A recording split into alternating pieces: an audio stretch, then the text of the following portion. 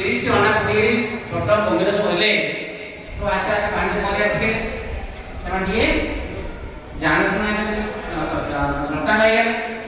ଆଉ 30ଟା ସବୁ ଲେଟ୍ ଫୁଟିଲେ ସେଟା ବଡ଼ ହେଇକି ପିଲାଗୁଡ଼ା ସବୁ ବଡ଼ ହେଇଯାଇଥାନ୍ତି ଟିକେ ବଡ଼ ହେଇଥାନ୍ତି ତାପରେ ସେକେଣ୍ଡ ଫେଜ୍ରେ ଆଉ 30ଟା ହେଲେ ଏ ସବୁ ଦେଖିକିରି ଗୋଟେ ବିଲୁଆ କ'ଣ କଲା ସେମାନଙ୍କୁ ଖାଇବାକୁ ପାଣି କଲା ତ କଥାରେ ଅଛି ଆମ ବିଲୁଆ ବଡ଼ ଥିଲା ପଇଡ଼ ପାଣି ମଧୁର ପଇଡ଼ ବଡ଼ ମଧୁର ତ ବିଲୁଆ ପ୍ଲାନ୍ କଲା ଯେ ଏ ଛୁଆମାନଙ୍କୁ କେମିତି ଖାଇବେ ତେଣୁ ସେ କ'ଣ କଲା ମା କୁମ୍ଭୀରକୁ ଆସି କହିଲା ଯେ ତମ 30ଟା ଛୁଆ ଅଛନ୍ତି ସେମାନେ ତ ପାଣିରେ ପହଞ୍ଚି ପଡ଼ୁଛନ୍ତି